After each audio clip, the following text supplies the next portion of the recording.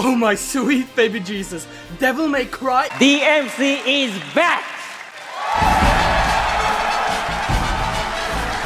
10 years since the 4th installment, and 5 since the dreaded reboot that almost murdered the good name of the franchise, even though it was actually a good game mechanically. Though the characters are what we, the fans, love more than anything. Dante, the playful, overpowered badass, his twin brother Virgil, the womb slayer. Not the way the reboot depicted it, obviously, a completely different meaning. Lady, Trish, Sparda, and more, we love these individuals so much. One character got a bit of negativity from the fans when he first was introduced, yet as Devil May Cry 4 was my gateway into the series, I absolutely held him in high regards. And as he seems to be the focus yet again in the upcoming 5th entry, the trailer even put the spotlight on this stylish dude, I jumped into the research facility to see what makes this guy not only a fantastic character, but also the perfect representation on how a son almost fell into darkness the same way his father did. So, without further ado, let's head into the mind of Nero. Not much is known of his background, as we can't take the graphic novel Deadly Fortune as canon since there are too many inconsistencies, yet a few elements are worth accepting, as the game seemed to nod at some of these as facts. The first one being that Nero is indeed the son of Virgil. The details on how the brother of Dante found a lover in Fortuna is a bit hazy, yet in the introduction cutscene for the Darkslayer in the special edition of DMC4, he went to the capital to check on the rumor that people prayed to his father, the demon Sparda, as a god, and while being there, met an unnamed woman, making him go, "Let's have some fun." This turned into Scum. And after impregnating this lady, he vanished into the blue in pursuit for more power. Be gone! The mother of this newborn baby's fate, we do not know, as the only thing we do have knowledge of is that Nero was found by a couple and taken into their home. These people were the parents of Kyrie and Credo, and with the two siblings, he grew up in a warm household. Even if everything seemed perfect for our young protagonist, one day tragedy struck. As according to the graphic novel, demons attacked and killed the two people who took the boy in. The reason for mentioning this is the fact that this is the apparent reason for our hero's disdain for God. And as the game does indeed give us evidence for this being the case, being bored out of his mind during a praying ceremony and even scoffing at the idea of having a savior looking over him. It also explains perfectly why he joined the Order of the Sword as a Holy Knight, as his reason was looking up to Credo, who was described as having a strong sense of justice while being one truly kind soul. Yeah, truly the perfect mole Santa right there. So, under his friend's training, Nero became quite a skilled swordsman, deciding that he'll follow his idol's footsteps while protecting the city that Kyrie holds so dear. Yet, even with his skills and close relation to the commander of the Holy Knights, the rest of the order were not as fond of the silver-haired newcomer, as he apparently sucked at teamwork, had problems following orders, report back as soon as you can, and be careful! I got it already! and that he uses firearms. In the game, it's not that well shown that the Order didn't like him that much, but the character of Gloria states that she had heard rumors about him, and not good ones, and the chief alchemist also goes into hearing poorly of the young man. But this did not deter him, as Nero clearly prefers going lone wolf style. A few months before the beginning of the game, demons attacked yet again out of nowhere. And in the skirmish, Nero had his arm changed into something otherworldly, and as it transformed, a voice echoed. My arm changed. Voice echo. Power. Give me more power. With this new demonic appendage, the Holy Knight trained with it in secrecy. Not sure what to think of it, showing more intrigue than worry, bringing us finally to the main story of Devil May Cry 4. Serene music, one action-packed cinematic, and running late to see your bay. A perfect way to start an amazing game. Yet, as previously mentioned, Nero shows us sheer boredom when it comes to the sermon, only getting there to hear Kyrie singing. So let's skip to when Dante headshots the Pope.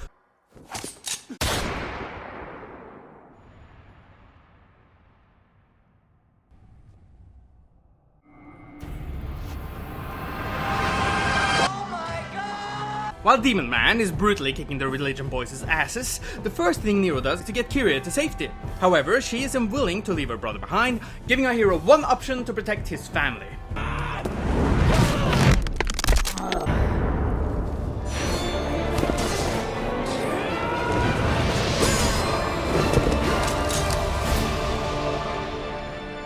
during this battle against this totally anonymous assassin, we actually learn some characteristics of our protagonist.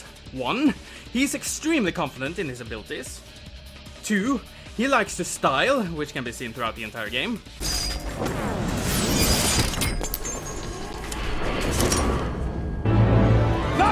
3. He is quick to anger, attacking blindly when his enemy takes him lightly.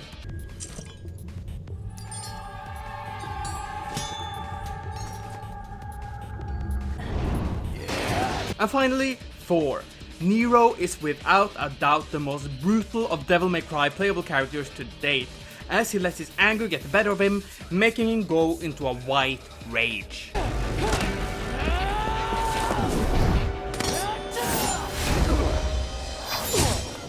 I guess we can also add Clueless in the list as well. You aren't human, are you?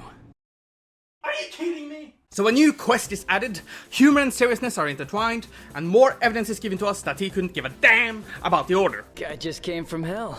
He's gotta hit up a couple tourist sites. Just so lightly in a time of crisis? I also personally enjoy that Nero gets a bit flustered when it comes to women, whether it be Kyrie wearing his gift or Glory's legs, though not really affected by demons. This blizzard must be these demons.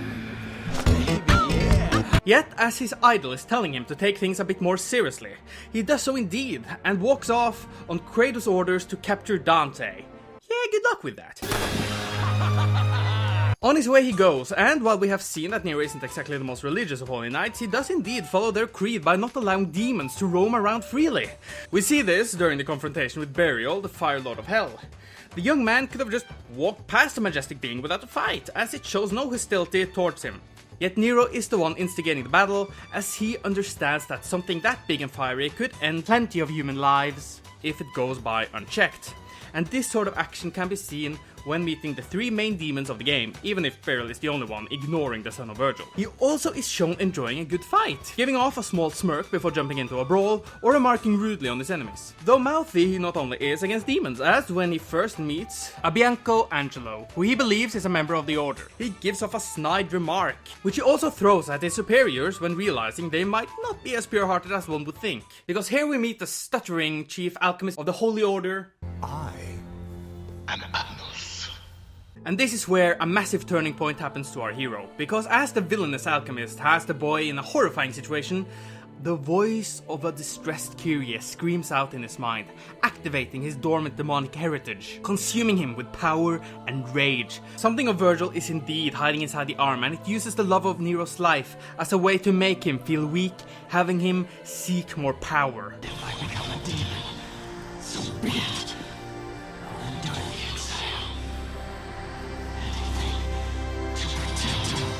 All of this mirrors quite clearly the oldest Son of Sparda, as he searched for power after losing his mother, going so far that even his younger brother is nothing more than an object in his way. Might controls everything, and without strength, you cannot protect anything, let alone yourself. This is where Nero truly gets a taste of what may lie in store for those who walk the path of the demon. And with this newfound strength, he faces his friend, one he even considers a brother, in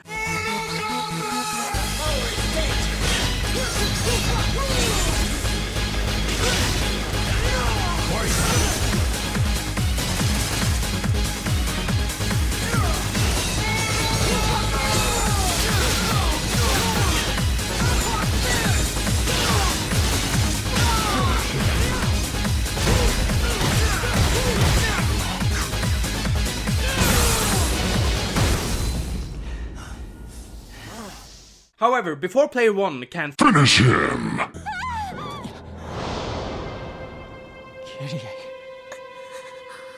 this is what brings up the question on if he can be a demon, to be something far beneath a human. Kyrie's voice calls out to him in the darkness and turns unbridled rage into pure desperation as he sees the love of his life fear him. Yet before he can even try to explain the situation, The chief alchemist arrives and sweeps up the younger sister of Credo and flies off, leaving anger to consume Nero yet again, causing him to hurrying on, caring not about anything else than saving the woman of his heart. Even after seeing Kyria's horror of his demonic side, this was not enough to fully direct him away from the path of power, as when he does indeed meet Dante and fights him in rage, he states after losing soundly that he needs Yamato, almost childishly pleading to keep the powerful blade that can open up the demon world. I need this.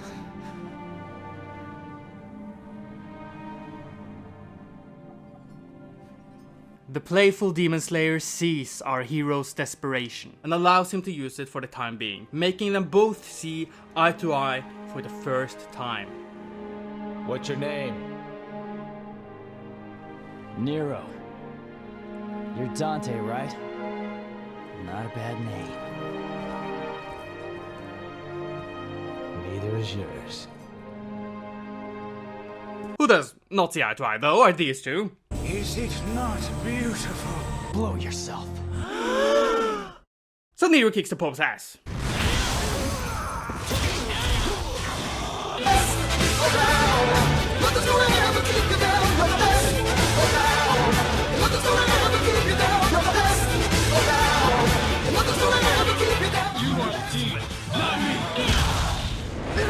Yet it is not enough. Pope power is too much for him, leaning into not only being crushed by the savior statue, but also seeing the man he grew up with and looked up to being killed in front of him.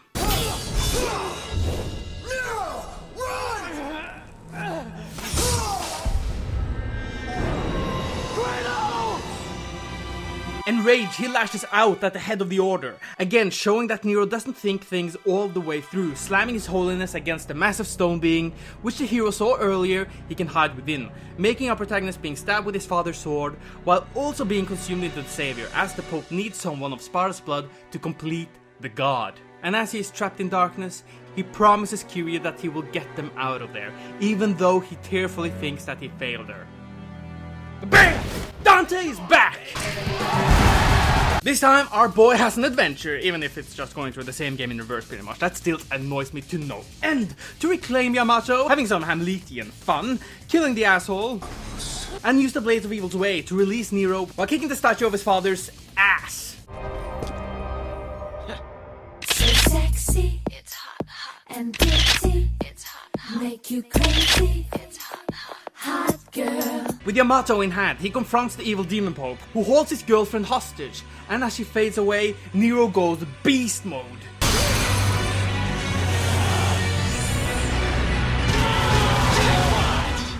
Cornering now the weakened man who screams out by Sparda, his god won't give him strength. Nero explains what the holy man never seemed to understand.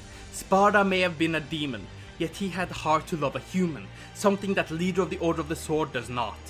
Then finishes him off with Yamato and gets Kyria and himself out of there. Though happiness and sunshine is not yet to be, as the Pope merges with the god statue in a last-ditch effort to kill our heroes, so in turn Nero jumps up into the sky, grabs the head of the Goliath with his demon hand, and destroys it once and for all, finally content that the Devil Bringer is a part of him. And here we come to what truly makes the son wiser than his father. The decision that makes Nero walk the right path to the light to make him more human than any other demon. Wait. You forgot this. He succeeded in protecting the one he cares for, and he no longer needs the insane power that Yamato gives. And as if it was a test, Dante entrusts it to the younger man, as he does not see a reflection of his brother, but of his father. This all being perfectly summarized in what Kyrie tells him. I don't know anyone who is as human as you are. Nero started out as a lone wolf, showing only affection towards those he considers family, while everyone else got his worst, whether it be sarcasm or his brutality. He allowed his emotion to fully control him, anger when things doesn't go his way, or sadness when in moments of loss. And at his lowest, started to walk the same path as his demonic father, stating that becoming horror itself is fine, as long as he can protect those he loves. Yet where Virgil was alone in the shadow in his despair, Nero heard a voice calling him out of darkness, pulling him into the path of humankind, the path of Sparda, making him let go for the search of more power, as he already had what he needed. And that is the mind of Nero. Christ! Hi there, I really hope that you enjoyed this video. I had a lot of fun making it. Tell me, was there any sort of information that I missed that could potentially strengthen or weaken my points that I made? Then please write it down below. Also, if you want more content like this, then subscribe and ring that little grey bell, as I'm right now in the current making of a new In the Minor. Well then, I need to hurry up, because I need to work. So, see you guys next time.